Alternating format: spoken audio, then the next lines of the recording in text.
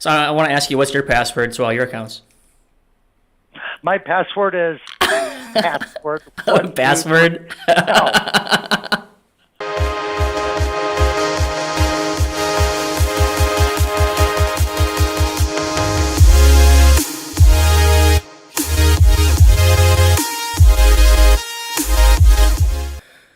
All right, hey everybody, Frank Peterson, frankpetersonbroker.com. Hope you're all doing really well today. And today we have our next episode. We have my special guest, Mr. Jim Bailey. Jim Bailey is an accountant and a very good accountant. He's actually my accountant for my multiple businesses that I own and operate. And I wanted to just encourage you guys, if you do like this video, please, I'd really appreciate it if you hit that the thumbs up button and like it. And if you're new, subscribe, share it with others if you think it's interesting. Leave some comments below. We're new to this, so we want to make sure that if you do have some comments, suggestions, if you want to help me to improve the channel, maybe some content that you'd like to see, maybe something new that you'd like me to add or do different, I'm all ears. So, make sure to leave a comment. Let me know what you think might be a way to improve the show. So let's go ahead and jump right into it. Jim, I wanted to have you introduce yourself. I already kind of covered just on the surface here, but just kind of go ahead and tell me about yourself and kind of how we met and how we got started. Oh, Jim Bailey, Bailey Accounting and Company. Let's see. We ended up sharing some office space together about 2 years ago, if I recall the time period correctly, right when you first came into real estate. I've been doing tax this will be, I'm in my 8th season now. Before that, I did some corporate accounting. I decided that answering the phone calls to attorneys all day long wasn't for me. You didn't want people bossing you around? Yeah, it was definitely not a fun time back then. And then we also had, the financial crash coming to an end of the 2008 to 2010 market that put a lot of businesses under, and a lot of people had to go back out and reinvent themselves because they found themselves out of work and entering in the realm of going out on their own and self-employment. And I kind of saw that's where a lot of the industry was going. Yeah, definitely. Yeah, that was a rough time for everybody. I just graduated college, and it was next to impossible to be new to the market and fresh out of school and try to get a job at the time. So it was a very hard time for a lot of people, let me tell you, and I'm sure that you can relate. But yeah, it's probably pretty nice that you don't have some middle market middle management manager, if you will, bossing you around, telling you what to do, giving you deadlines and stuff like that. Now you have, 100 bosses instead of just one? Right, exactly. Every client is a boss. They all have their individual deadlines. Some are easier to work with than others. If they get too difficult to work with, you show them the door. Some of them, though, it's even, I'll work with well in the retirement, which, won't be for another 20 or 30 years. Yeah, right. What are some of the businesses that you work with? What types of businesses do you spend a lot of time working with? I spent a lot of time on the real estate end. I spent a lot of time with the tradespeople. I have some doctors that I work with. It's really, I have a realm of across the board for the businesses. So there's a big diversity in what I do. Mm-hmm. Yep. Is there anything that you see yourself that you're targeting more of? I've been targeting more of the doctors. The real estate has really been coming in the last couple of years heavy. There's been a big push to that. Anytime that certain markets are up, you're going to see more and more people going into that, and then your clientele will follow those markets. Anytime a market starts going down and people start shuttering their doors, you're going to lose clientele of the same type. Yeah, definitely. Yeah, with the market swings, it's always good to be cognizant of that and be prepared and have a plan of action, a contingency plan. Absolutely. So yeah, today's topic, I know it's like a wide open, long form kind of a conversation, but yeah, let's definitely try to stay focused on a big, overwhelming topic, which is best practices for accounting within the self-employed and entrepreneurs and that. which is a pretty good topic for you to cover, don't you think? That is the number one problem that I see is a lot of people will go out, they'll form an S Corp or an LLC. They'll pay the state, good hard-earned money to open that corp. They'll go out, they'll get themselves an EIN to be a separate legal entity, and then I see a lot of times is they use the same bank account for both business and personal. So at that point, there is no separation there between what's business and what's personal. And that's a big problem of sitting back and trying to remember, 6, 12, 18 months later, what transactions were business, what was personal, or they'll circle this little Walmart receipt on, while I was at Walmart, I bought this computer paper along with my milk and eggs and bread, but I have this one item on this one receipt, and the receipt paper doesn't keep either. So at that point, when the receipt paper is so faded you can't even read it, what did you even buy? Yeah, and buying personal and business in the same transaction probably kind of muddies up the waters for people like you, doesn't it? Well, it muddies up the waters for me, and it ends up ultimately, if there's no separation on the books between personal and business, you've effectively pursed the corporate veil at that point too. So at that point, your corporation is, for the most part, null and void, because as far as IRS is going to say is, you used it for both. There was no separation between the two of them. So at that point, they're going to say, well, any expense is pretty much a non-deductible expense. There's a lot of people who may be watching this that are maybe lesser savvy as to piercing the corporate veil and what that means to an S Corp or an LLC. Would you mind just maybe spending a little bit of time touching on that and kind of enlightening everybody? What that basically means is you open a corporation to protect yourself legally from being sued, in the event of a lawsuit. And if there is no separation between yourself and the business, you just opened up your home, your retirement accounts, anything you own personally. On top of that, you opened up for the IRS to come in and say, you know what? These are all personal expenses, not business expenses. Therefore, they're not deductible. So you've opened yourself up not one way, but two ways on that. And the big thing there is, is it a headache to go out and get a separate bank account? Absolutely, it's a headache. But to sit back, if you're already gone through the headache to decide to go out on your own, open your own business, become incorporated, or even just doing a DBA, you already went down to the county office, filed the paperwork, so you took the day off to drive downtown and open that up. So either way, you afforded yourself some headache. We might as well just go full blown and have two bank accounts. It can be with the same bank. We just need to have two separate bank accounts. Yeah, that's a really smart idea. And if you're not aware, piercing the corporate veil, basically, it basically means that you're personally liable for everything that the whole point of having a separate business was for you to not be liable. The LLC means limited liability company. So the whole purpose is to remove liability from yourself personally and have a different entity in place in order to take on that risk and that liability if there ever was an event that happened, right? So, and It's the same with S Corps, definitely talk to your accountant, talk to your attorney, make sure that you know which one's best for you. But if you are self-employed, absolutely, 100%, you want to make sure that you can limit your liability as much, be that an S Corp or an LLC. Do you have anything to share about your personal experience and about the differences between S Corps and LLCs, the different types of industries, and kind of who gravitates toward what? What have you seen?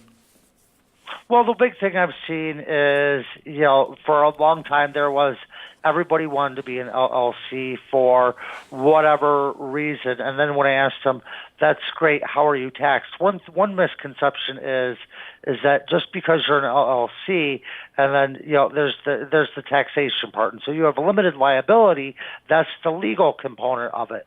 The tax component is that the IRS taxes LLCs in one of two different ways. And the default for the IRS is always what's best for them. So at that point, you're either taxed as a sole proprietor or as a partnership if you have an LLC with a partner. So the IRS is always going to do what's in their best interests if you don't make the proper elections to do so. And just because it's, you want to take a look at, you've already spent the money to become an LLC, you've already obtained the EIN.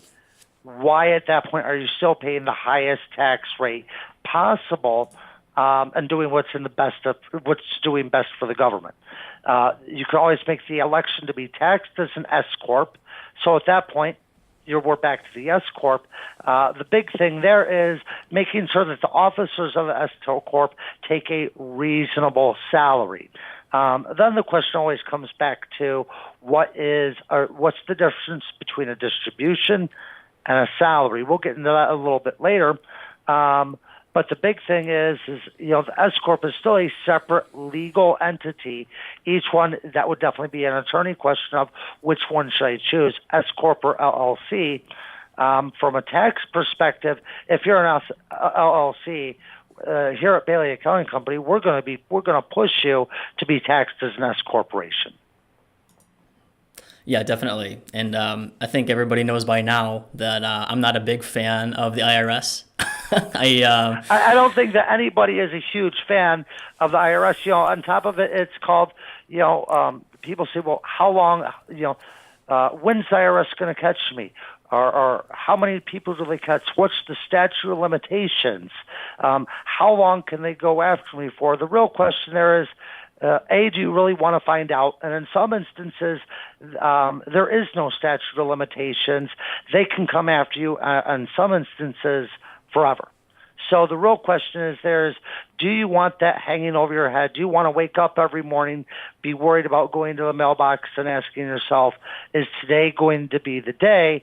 Just because the IRS today has a very limited shoestring budget doesn't mean in 10 years that they're going to have a shoestring budget. And if you do something that has no statute of limitations, do you want to have to worry about that now until forever? And then the problem is going back and getting records that could be 10 years, 20 years old. Yeah. How do you go about records? The way right now for records is, everybody's been keeping things electronically. That's always a good practice to do because it takes off the smallest amount of space. However, if we look back at the last 20 years, we went from, electronic records really was what the media tapes and then we progressed to CDs, and then we progressed to USB drives. Now we have everything up in the cloud. Heaven forbid if your cloud provider were to go out of business, be bought, sold, or be breached. We have external hard drives, those crash. So the real question is, whatever way, the problem is, whatever technology that's in use today, will it still be in use 5 years from now as technology changes? Is it going to be costly to, say, if you had, and we've seen it, let's use another analogy. If I had something on a VHS tape right now, could I even pull that information off of it to put it to a DVD? That's the real question. Yeah, you need like a special kind of recorder, converter kind of thing. But most people don't have that just laying around, right? And right. So and then the quality of whatever that. Media that we're using, right. Are you keeping a lot of accounting receipts and things like that on a VHS tape, though? A lot of the records that I see people being kept, I don't particularly care to see each and every individual receipt from clients and getting the shoebox of doom. The shoebox. I prefer to see the bank statements. The client knows that they need to keep receipts. If there's ever a transaction where I say, hey, you know what? Show me the receipt on this one. I want to see some backup documentation. That way I make sure that I classify it correctly. So there's always that possibility that I might pick something out of your bank statement where I say, you know what? Let me see the receipt on that one. Let's make sure that everything's good. Keeping a banker box of the receipts, matching up to bank statements on a monthly basis. That's the other thing is, how often should you go? I see people come in, bring the records once a year. They didn't go through it. They didn't keep track. If you're in business for yourself, you should be doing this on a monthly basis of sitting back, matching up your receipts to the bank statements, keeping them in a file somewhere. You can shove them up in the attic. You can put them in some physical storage unit. The other thing I'm seeing is text messaging of documents back and forth. documents containing Social Security numbers, bank account numbers. Sensitive documents should never, ever, ever be text messaged. I'm seeing documents being emailed back and forth. And people say, "Oh, well, it's password protected." Well, I go out and get a PDF stripper for free off of the internet and strip your password right off that document, and now your document is sitting out in email, unprotected, and we all know the person who accidentally emailed the wrong document to the wrong person. Oh yeah. Or we've been hacked. There's still nothing wrong with delivering something in person and seeing the whites of somebody's eyes, or uploading it to a secure portal. Mm-hmm. Yeah, I mean, I can't tell you how many times. I was just saying, I can't tell you how many times I send an email off to somebody and I forget to put the attachment on there that I was meant to put it on. It just always happens. And then, but yeah, I mean, sending the wrong email with the wrong information to the wrong person, and then you're like, oh crap, what do you do then? Well, what do you recommend? What's that? What do I recommend for email practices? So saying that you need to get documents over to you, but you don't want to have to drive out to your office, what do you recommend that people do? Well, they can either fax it in. Fax is an old technology. It's still a safe technology. It's called how many people have access to a fax machine. There are services out there now that are relatively inexpensive to fax documents. Uploading and putting them into a secure portal. You can be anywhere in the world and upload and put things into a portal.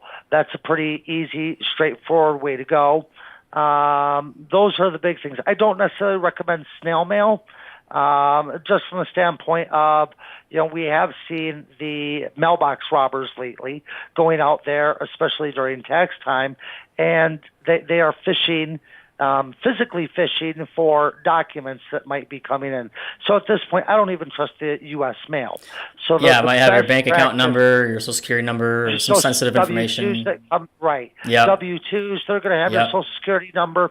So the best thing there is ultimately, end of the day, either fax, deliver it in person, setting it post office, require a signature. Don't cheap out on the postage. Require a signature for it, or uploading it to a secure portal. Do you have any recommendations for secure portals? I mean, you're probably not talking about like Dropbox or Google Drive or anything like that. No, not Dropbox, not Google Drive. Generally, any accountant is going to have a secure portal where they can create like an encrypted. Exactly. Yeah. It's me, the Frank Peterson, and that is it. So any other clients won't be able to see it. It is just documents between myself and the client. And at that point, it is available 24/7. You can go on, view it on there, and then the tax return when it comes in, you could even choose whether or not you print it out. And then it is always a good idea to go in, as a headache of it is changing your password once every 90 days to all of your accounts. And the other problem is even though it's a lot to sit back and remember, is not using the same password across accounts, because there was recently a breach over at TurboTax where it wasn't TurboTax that had the breach, but for example, if somebody guesses the password to your email, and then they try to brute force it and they say, hey, let's try their same password with all of their other accounts and see how many times they reuse that password across the board. That is why we recommend different passwords for every account. Mm-hmm. Yeah, I know the lazy way is, you have like a word or a phrase, and then you'll put some sort of like a character or two or three of them afterwards. And then, after 90 days or so, when it prompts you to change it, then you just do like a different tail, a different character at the end. What do you think about that? Changing, that's a yes and a no. But the problem is using the exact same password for multiple accounts. Because they get into one, then they get into all of them, right? Right. Yeah, right. I see what you're saying. You're leaving yourself open. So, and you want to make sure that it's, the minimum requirements that websites sit out there and put is, if you're only doing the minimum, rest assured your chances of being hacked are probably pretty good. So if they say we require one uppercase, eight characters long, one uppercase, and one special character, and all you do is the bare minimum, trust me, somebody's already written a program that can breach that. Mm-hmm. So I want to ask you, what's your password to all your accounts? My password is password. Password? No. I know, right? I'm kidding around. And the other thing is making sure that your passwords don't contain things like any part of your username. You don't want it to have part of your birthday. You don't want it to have anything that is relatively important to you, whether it be your anniversary, something that would be an indication of another part of your identity. It blows my mind when some of these like security questions are like, what's the color of your first car? It's like, well, how many colors are there really? It's like black, blue, red. I mean, come on. Well, and the whole thing on those is maybe one thing people need to do is what was the color of your first car? And the answer to that could be, it could be Bob. That is true, isn't it? As long as you can remember what that answer was, you can put in basically whatever you want. It doesn't. You can make the answer anything you want. That's actually a good tip. Remember what it is. Yeah. So it could be, what city were you born in? I was born. I could say Canada. It doesn't necessarily have to be what city, because that's a pretty easy open. And if you have to remember, the majority of Americans are born, live, and die within 25 miles. They spend their entire lives within a 25-mile radius. That's interesting. As long as you can remember that correlation between what the question is and what your typical answer would be, you could have all sorts of crazy nonsense, and the sky's wide. The sky's the limit. It's like wide open for you. Exactly. Yeah. You could even come up with an answer across the board of what's your favorite color. And you could say coat hanger. Coat hanger. What's your favorite color? Ampersand. Is it coat hanger? My favorite color is dogs playing poker. Oh, yeah? I love it. Well, I know security is pretty important to touch on, especially these days with all technology.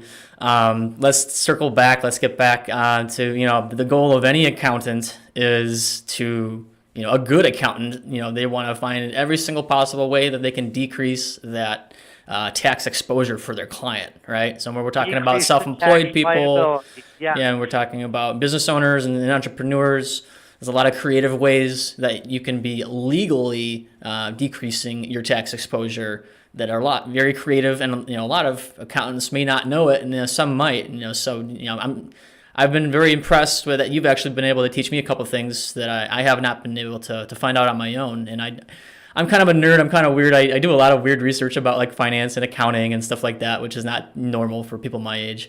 But yeah, you taught me a trick or two, which is interesting. A lot of times I'm telling accountants, things that they're not aware of, with the tax law, which is something. Well, one big thing, especially, is... especially with Obamacare now coming to an end, or at least the penalty portion of it. We still have the high deductible health plans. And most policies now are high deductible with, I don't see enough people with HSA accounts.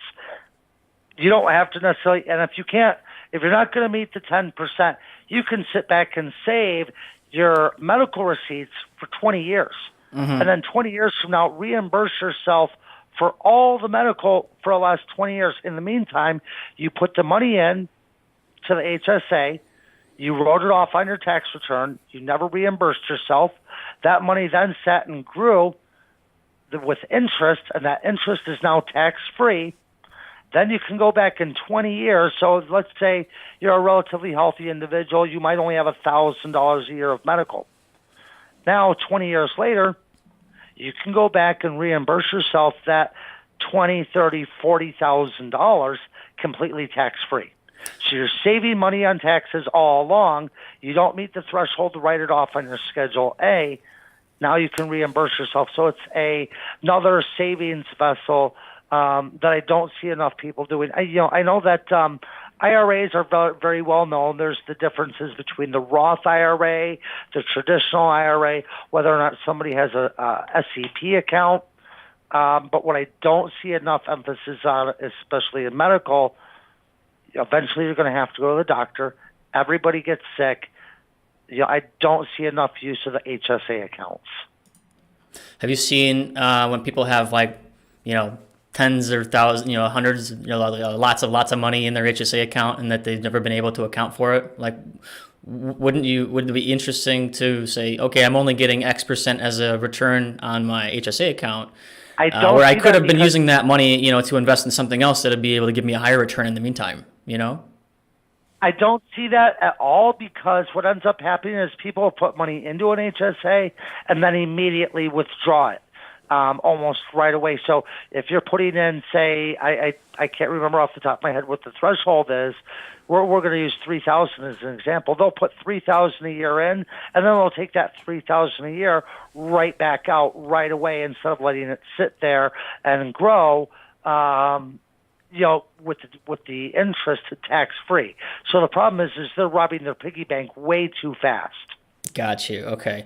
So the people can use it for a number of things, right? You could use it for prescriptions, obviously for doctor's visits and things like that. You could use it for like medical wraps and icy hot and stuff like that too, right? You can use it for your premiums also. Mm-hmm. Yeah, paying your insurance premium, definitely. And a lot of HSAs, it's definitely a good idea to work it in.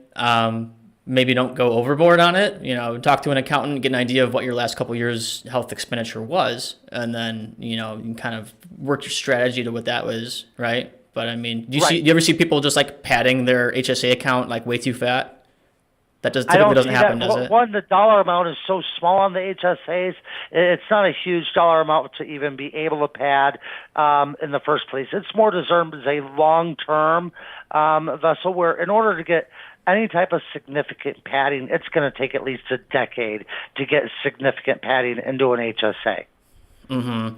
And self-employed folks, entrepreneurs, a lot of times they don't have like a company healthcare in place, so it's probably a really good idea to have that tax-free money to use towards your health, because you're the one paying your individual plan, instead of like a big corporate account type of a healthcare setup, right? Exactly. Yeah. Exactly. The other thing is what I don't see enough is people maximizing other retirement benefits, IRAs. I don't see, the under 50 crowd putting enough money away for retirement because they say, well, I've got to pay down this debt. I've got to pay down that debt. When I'm sitting back, I'm looking at what it is that they're buying. I'm like, look, you're not going to be able to continue to work forever. There's going to come a day where you're going to get hurt. You're going to get old. You're going to get sick. You're not going to want to work anymore. Things happen that are unforeseen, and it's called having a little bit of planning ahead. You could be, in your mid-20s, you could wake up one day when you're 42 and, now you need to have your gallbladder out. Yeah. How long are you going to be out of work? You could be walking across the parking lot and not paying attention and trip and fall over the parking bump that normally you hit with your bumper and go for a spill, and who knows what's going to happen there. Are you going to do something to your spine where you're not going to be able to work for an extended period of time? You never know. You know what could happen. You could be playing with your kid, and they could take a Lego and do a number on it. Or they. It feels like you got to go to the hospital when you step on a Lego, right? Oh, without a doubt. I had my 4-year-old a couple weeks ago hit me in the head with the Lego, gave me a nasty gash. I remember you got a little cut on your forehead, yeah. I had a little cut on my head, and it's like, I got hit with a Lego. As funny as it is, things can be a real hazard out there and a threat. It could be, you could be a business owner doing really well for yourself, you got a burnt out light bulb in your ceiling fan at home. Your wife says to you, or your girlfriend says to you, "Hey, sweetie, when are you going to change that light bulb?" "Oh, fine, I'll go do it right now." So you go down, you go grab a light bulb, you get up on the chair's unstable. The next thing you know, you smack your head on the table, you fall. Something real simple. Now you're concussed or, whatever after your fall. And now, can you work is the question. It doesn't have to be anything. Nobody plans on getting hurt. That's why, what do you have in a retirement account just in case you need it, in case you can't work? The other problem is I've seen very healthy people go out and be the victim of an unrelated shooting where, like an Aurora. old friend of mine, Chicago, Aurora, anywhere. It can they be just anywhere. had that shooting in Aurora. That's why I brought it up. Right. They just had that shooting in Aurora. Hopefully nothing like that ever happens. I know. Years ago, I was with a gentleman who was 24, making good money, computer programmer, was, had a fiance, decided to go out on a Friday night with a couple of friends to a bar downtown Chicago. Ended up taking a bullet in the spine, being mistaken for a gangbanger, and now has a colostomy bag and a wheelchair for the rest of his life. They may not even have been mistaken. So I've heard stories of some of these gangs. They just shoot random people, and that's part of their initiation to get into the gangs. It's crazy. Just the amount of violence and the stuff that's going on, in some of these places is just it's appalling. The flip side is we can't sit back and live in a bubble and say what if. Yeah, you have to take necessary risk, right? So there's just nonsense, taking risk for the sake of risk, and then there's managed risk, which for any smart person has to take some sort of risk to do anything in life, Right. The fact of the matter is, sooner or later, something's going to happen, whether it be getting hit in the head with a Lego, falling off a chair, changing a light bulb, tripping over the sidewalk, a gallbladder going out on you, an appendix going out on you and needing an emergency surgery, being a victim of a crime. Sooner or later, given a long enough timeline, you get rear-ended in the car, you get T-boned. Sooner or later, something will happen. Yep. And that's have something for a rainy day. Guarantee. So at that point, do you have that HSA account to pay those medical bills, or heaven forbid, if you have to go on an extended leave, do you have a retirement account where if it's in excess of 7.5% of your AGI, can you tap that? Mm-hmm. Oh, sorry, go ahead. Oh. What about when the day comes when you just don't want to work anymore, or instead of working full time, you want to work half time because you've reached the golden years, you're gray, you got grandkids, you want to go fishing, you want to go hunting, and you only want to work half as hard as you used to? What about when that day comes? I think that's on top of a lot of people's minds. That's basically the reason why a lot of people get up and work. Is because they have to, not because they want to. Unless you're like me and you're you find a day where you don't have to work, and you probably end up working, still working anyway. Well, then there comes a day of, life's priorities change. When you're in your 20s, you're just starting your family, your 30s, you have a young family, 40s, your kids have hit the teenage years, or they're getting out of high school, 50s, kids are going to college, finding their own jobs. 60s, your children are starting to have a family of their own. And then you sit back. Is that the timeline I'm supposed to be working on? I think I might be a little behind on that. That's the traditional timeline. I'm just kidding around. I know. So, what's your opinion of we got IRAs, we got 401ks, you got Roth IRAs and 401ks. There's self-directed products out there as well. There's a lot of different vehicles that you can use, and then you've got stocks, bonds, ETFs, and mutual funds, and all these other things in real estate. I mean, there's so much out there. From a tax perspective, what do you think would be beneficial for somebody? I think having a mix is kindly the best, but from the biggest perspective, I see a lot of people doing absolutely nothing. Yeah. So the first thing is, instead of going into what is the best mix, doing something instead of doing nothing, I think is the first hurdle that people need to get over before we go into which one is better, what mix is better. The first thing is, first of all, the habit of doing it on a regular basis, and getting that. Because the problem I see is a lot of people just don't do it. That ends up being the problem. Is you have people not doing anything, and that's the bigger problem, is not doing anything. If you're saving money, if you're sacking it all into a 401k, great. You at least have one vessel. If you're buying up real estate and you're going to make real estate your retirement, great. You're doing something. If you're putting money into a Roth or a traditional IRA, great. You're doing something. You're ahead of the majority of the crowd. The sad part is that over half of America doesn't even have $10,000 in savings. It's just like money in, money out, and keeping up with the Joneses, and not saving up and not investing at all. So So the big tip is invest in something and not nothing. Right. That's really smart. The biggest thing, because we could sit back and say how the dollar is going to collapse. Let's invest in gold. Let's do this. Well, the fact is if something's doing nothing, you do nothing, you get nothing. You got it.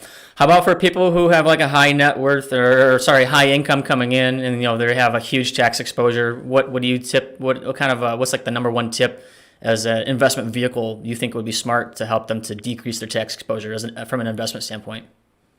There isn't one particular one. I think the high net worth, if you're talking above 500K annually in net income, the best thing there is diversify. So making sure that going on an individualized plan, looking at what's their exposure, how long are they going to keep doing what they're doing, are they above certain thresholds to be able to do IRAs, or various accounts. What about life insurance policies? Do they have money stuffed into a life insurance policy? Is real estate something for them where, are they going to be, do they have to actively manage it? What type of personality does the person have? Because real estate might be great, but if you have to actively manage it, it might not be right for them. So that you have to know what type of person are you dealing with, where to know what retirement vessel is going to be right for them. You can take I have a lot of high net worth clients where real estate might be a good investment for them as long as they don't have to actively manage it. The second they have to actively manage it and get the phone call for the broken toilet at 2 a.m, they're done and they're out. Yeah, there's like these type A types of people, and you might have the tiniest little detail that's wrong with your property, and you're up all night thinking about it, and you can't go to bed. It's just, it bothers you so much. Everything has to be absolutely perfect all the time, or else, and having to actively be managing a product like that it drives people up a wall, and so having the right personality for it is definitely important. It's a good thing that there's property management companies out there that can take that burden off of you, that they can take care of all the day-to-day and all that. But yeah, it's it's interesting. You have to find, there is having the personality. One size fits all. Just because you have two people, you can have two people where on the books they make the same amount of money. They have the same exact situations, which would be rare, and the same thing might not be right for the two of them, where maybe one of them wants to actively manage real estate, where another one wants to look into foreign currencies and invest in third world countries and bring up their infrastructure, or do micro loans to small business investors, which might have a high default rate. So it really depends on the individual and what their personality is of which one. So the big thing is what type of personality, and making sure that they're diversified. That way, if one area crashes, they're hedged against it, and they're in multiple areas. Yeah, definitely. All right, so we're kind of running a bit short on time. I wanted to ask you just in closing, if you only had 30 seconds to give advice to an entrepreneur, a self-employed person, something like that, business owner. What would be the 30 seconds best used? What would you tell them? What would be like the one thing, that the main takeaway from an accounting perspective? from an accounting perspective, keep your personal, keep your business. Separate the transactions at the bank. Go that extra step. Keep good records monthly. Don't wait. Don't procrastinate. The day you decided that you went out to go into business for yourself was the day that you also said, I'm going to take this extra step to keep things separate. The big thing is separation. There's been a big pushback between, on the government of saying, why do you deserve, why are these things business, personal? Having those records separate is going to be the big thing. Also, document. If it's not written down, it didn't happen. So at that point, if you went out to Gibson Steakhouse and you didn't write down who you went to dinner with, you went there by yourself for your own dinner. Yeah. You have to document. I see what you're saying. Very good. Well, hey, we're wrapping up here. If people want to get in touch with you, they want to learn more about Bailey Accounting and your services, and how can they get in touch with you? They can get in touch with me via email at james@baileyaccounting.com or via telephone at 630-551-8307. All right, Jim Bailey, Bailey Accounting. Appreciate you coming out. Had a really great time. Any questions for me in closing? Yep. What do you see being in the way the industries are going that you're in? What's going on in the real estate industry these days, Frank? Boy, what's going on in real estate? That's a big question, and I get asked that a lot. I see that rates are going up, and so if you want to sell, now is probably a really good time because rates seem that they're going to continue to go up. And also, if you want to buy, it's good as well because if you're going to lock in a lower rate, you want to do it now rather than who knows what's going to happen 2-3 years from now. The trend seems to be going upwards as well. So, and that goes, residential, commercial, and you name it. Now is probably going to be a better time than a few years down the road, at least from what all the economic indicators are showing.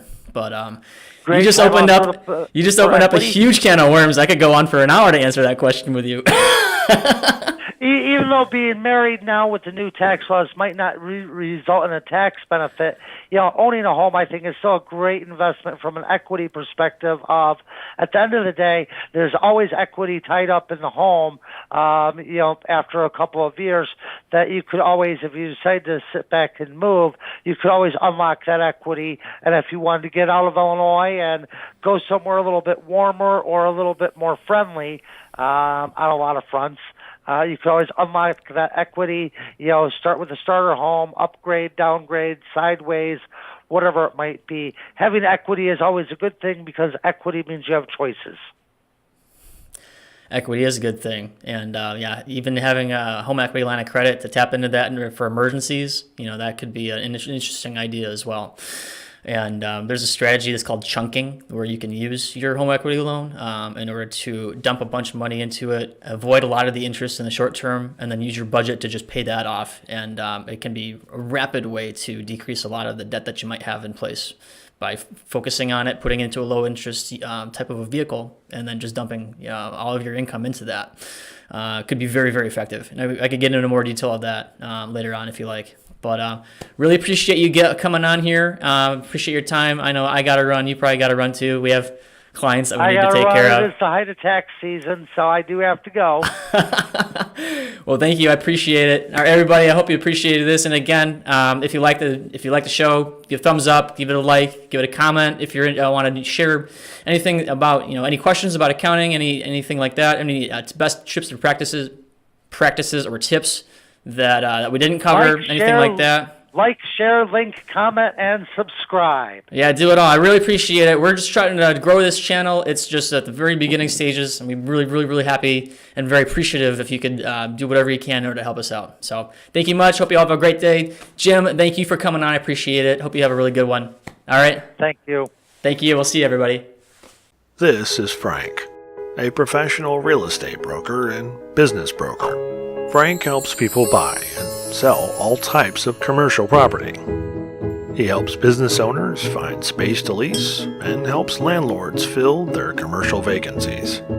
Frank helps business owners evaluate, market, and sell their businesses with or without real estate involved. And he also helps people buy and sell homes.